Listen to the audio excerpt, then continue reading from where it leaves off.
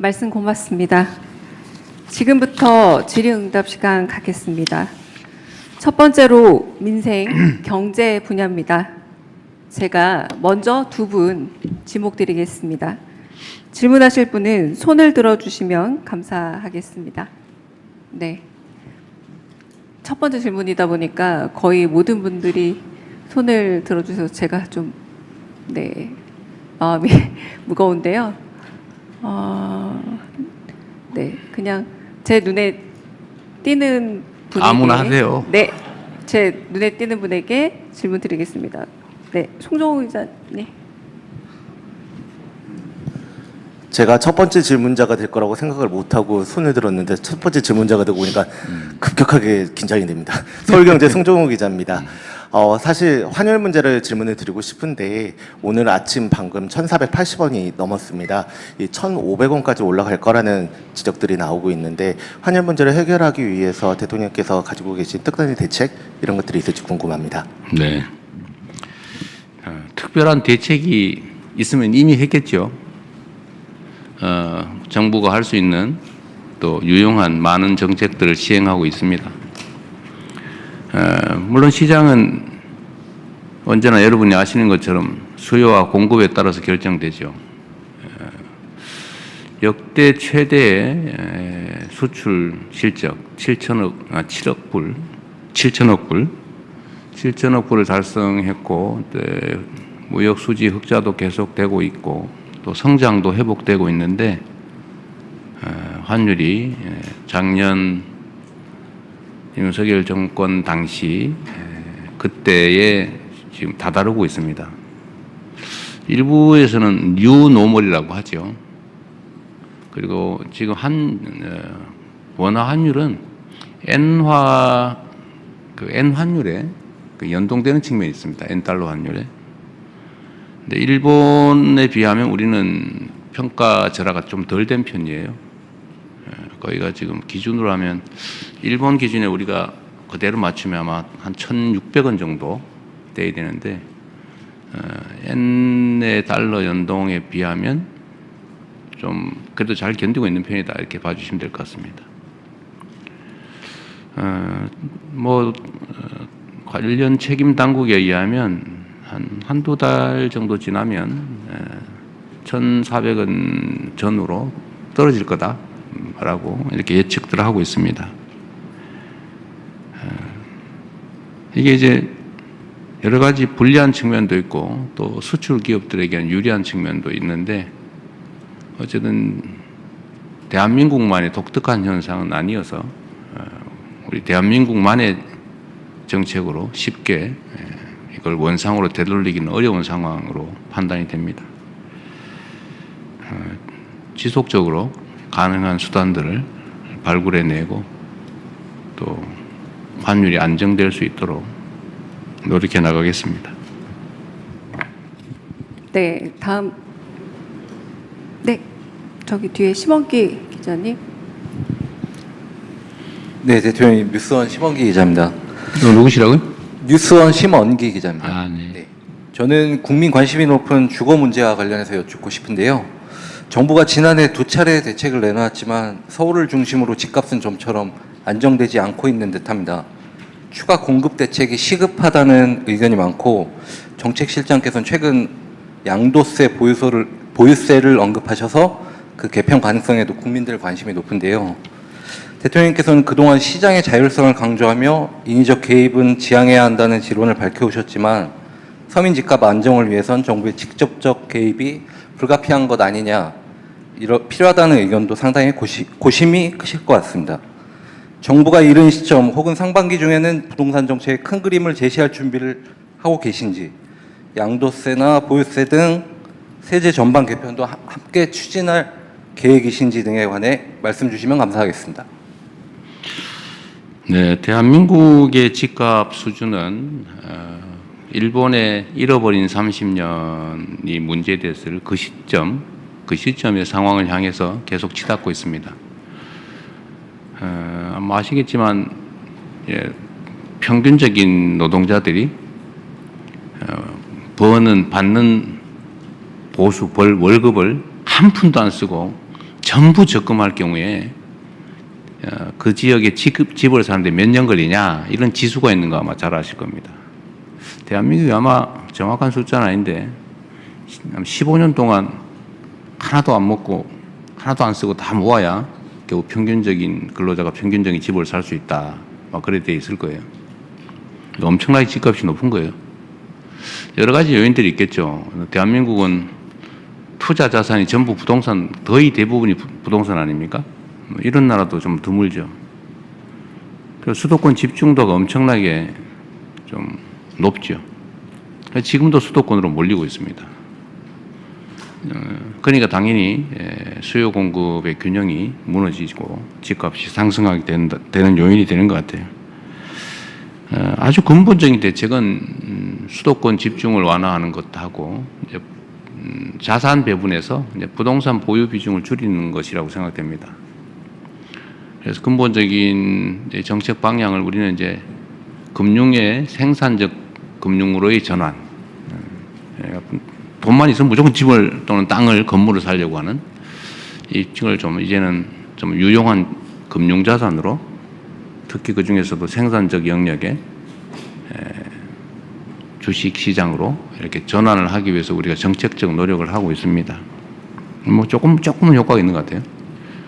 그리고 또 한 가지는 이제 수도권 집중 완화를 위한 또 국가의 장기 성장 전략으로서 지방 균형 발전, 또 지역에 대한 투자, 또 인구가 서울로 좀 덜 몰리고 또 지방으로 갈 수도 있게 이런 각종 정책들을 하고 있습니다. 미세하긴 한데 하나의 이제 이게 큰 효과가 있다는 뜻은 아니고 저기 이제 인구 소멸 위험을 겪는 저쪽 남부지방, 강원도 저쪽에 아주 구석에 충청도 어디 이런 지역에 농어촌 기본소득이라고 이제 월 15만 원 1인당 연간 180만 원쯤 되겠죠. 이제 이거를 지역화표로 지급해서 동네에서 좀 쓰게 이렇게 했더니 인구가 많이 늘어났다고 해요. 근데 이게 지금 2년만 한다고 하니까 좀 긴가민가 2년 후에는 어떡하지 이러겠지만 아마 이게 장기적으로 지속적 정책으로 추진될 경우에는 아마 여러분도 이렇게 한 달에 세 가족이면 45만 원씩을 그냥 지원받을 수 있단 말이야. 부부가 가면 기초연금에다가 농어촌 기본소득 더하면 사는데 지장이 없네 이렇게 판단되면 아마 여러분도 나중에 많이 지방으로 갈 가능성도 있죠, 그죠?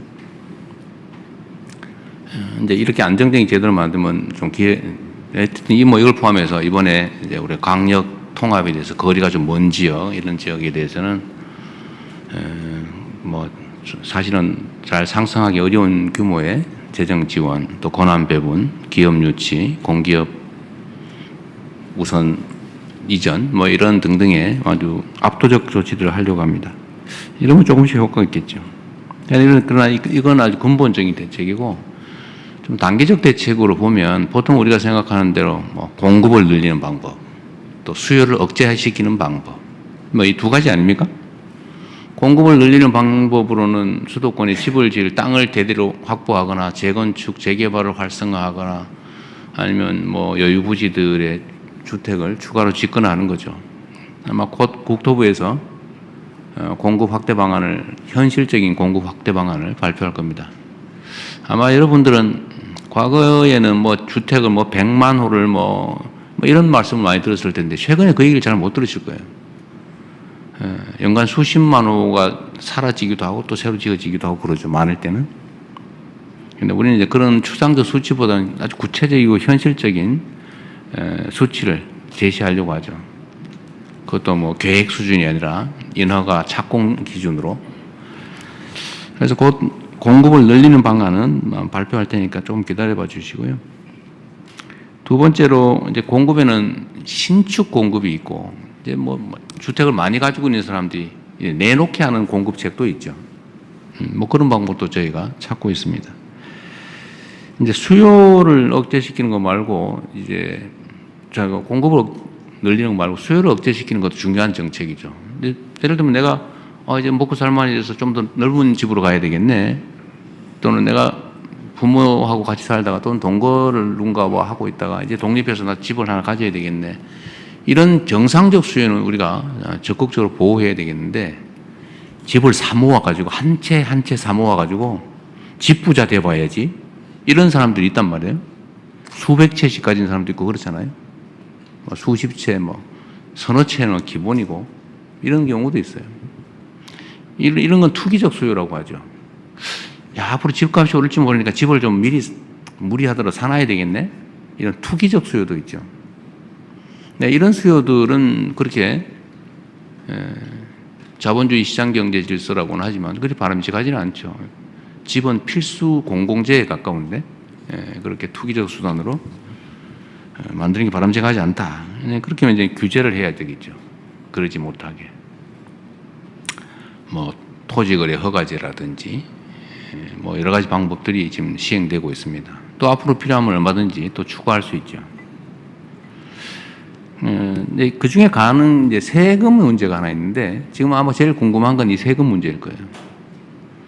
세금은 할 거냐 안 할 거냐 이렇게 묻는다면 그건 할 수도 있고 안 할 수도 있죠.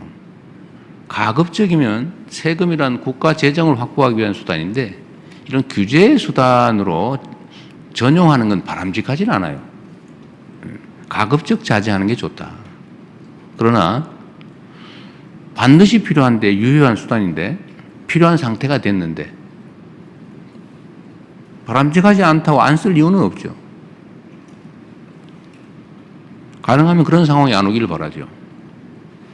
그러나 저는 그런 생각은 합니다. 저는 이게 적절히 조정될 거라고 봐요. 근데 만약에 우리가 예정하고 있는 선을 벗어나서 사회적인 문제가 될 정도 상황이다라고 하면 당연히 이 세제 수단도 동원해야죠. 그리고 뭐 여러 가지가 있죠. 가지고 있는 집을 가지고 내놓게 하는 방법. 자기가 살지도 않으면서 투기용으로 또는 투자용으로 가지고 오랫동안 가지고 있다고 왜 세금 깎아줍니까? 여러분 동의되세요? 주식 같으면은 그 생산재 금융에 도움이 되니까 장기 보유에 대해서 혜택 주는 거는 그건 뭐 고려할 만한데 그리 바람직하지도 않은 투기용 부동산을 오래 가지고 있다고 세금을 깎아준다? 그거 좀 이상한 것 같아요. 예를 들면 뭐 그렇게 하겠다는 건 아닙니다. 그러나 뭐 내가 오래 살았다. 이건 보호해 줘야 되겠죠. 내가 한 집이 하나인데. 어떤 분들은 뭐 주거용 집을 5채 가지고 있다 이런 사람도 있는데 그러면 안 되고 주거는 하나만 하는 거죠. 하나만. 그런 거 보호해 줘야죠. 그리고 정부 정책에 따라서 수도권에 집을 가지고 있지만 주말용으로 뭐 저기 시골에 집을 한 채 더 가지고 있겠다. 뭐 그것도 실제로 사는 거니까 그런 거 보호해 줘야 되겠죠. 그래서 세제는 참 예민해서 말씀드리기가 참 어려운데 그렇다고 말씀 안 드릴 수도 없고 제가 선거 때 아마 이런 말씀을 드려서 거기에 기대하는 분도 계신 것 같아요. 세금으로 집값 잡는 거는 뭐 웬만하면 안 하겠다. 제가 그 최대한 뒤로 미루려고 하죠. 정책 수단은 그 본래 목표가 있어요. 세금은 아까 말씀드렸지만 국가 재정을 확보하기 위해서 국민들이 부담을 지우는 것인데 그걸 다른 정책 목표에 전용을 하면 부작용이 발생합니다. 가급적 안 하는 게 바람직하다. 마지막 수단으로 하는 게 제일 좋지 않겠냐. 그리고 시중에 이런 얘기도 많이 있던데요. 그 보유세 자꾸 얘기하니까 그 보유세 하면 부담되고 정치적으로도 옳지 않고 우리 국민들한테 부당한 부담을 줄 수 있으니까 50억 넘는 데만 하자. 50억 보유세 뭐 이런 얘기도 여러분 들어보셨을 거예요. 제가 한다는 얘기는 아닙니다. 그런 소문이 있더라 라는 뜻입니다. 지금으로서는 뭐 세제를 통해서 부동산 정책을 하는 것은 깊이 고려하고 있지는 않습니다. 네.